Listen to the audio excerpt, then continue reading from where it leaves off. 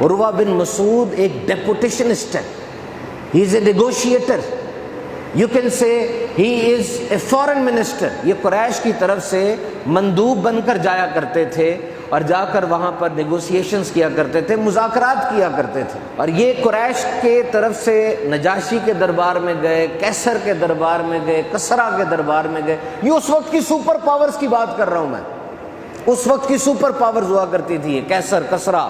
تو یہ جب حضور صلی اللہ علیہ وسلم کی بارگاہ میں حاضر ہوتے ہیں اور پھر قریش کے پاس آ کر کہتے ہیں کہ سن لو، میں تمہاری طرف سے مندوب بن کر اور نمائندہ بن کر کیسر، کسریٰ اور نجاشی کے پاس گیا، لیکن اس دربار کے جو حالات میں نے دیکھے ہیں میں تمہیں بتاتا ہوں۔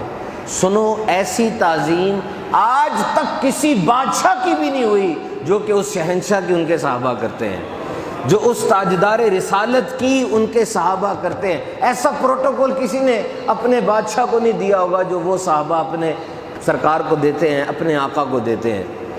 وہ کہتے ہیں کہ جیسے میں نے دیکھا کہ وہ لعاب ڈالتے ہیں، وہ لعاب کسی کے ہاتھوں میں ہوتا ہے، وہ وضو فرماتے ہیں تو وضو کا جو غسالہ ہے، جو دھون ہے، جو پانی ہے، وہ بھی کسی کے ہاتھوں پر ہوتا ہے، زمین پر نہیں گرتا۔ اور پھر اس لعاب کو لے کر یا اس پانی کو لے کر یہ نہیں کہیں رکھ دیتے ہیں بلکہ اپنے چہروں پہ مل لیتے ہیں۔ اور دیکھو صحابہ تو 1400 ہیں، اب ہر ایک کو اس لعاب سے برکتیں ملے یا اس غسالے سے، اس دھون شریف سے برکتیں ملے، یہ تو نہیں ہو سکتا۔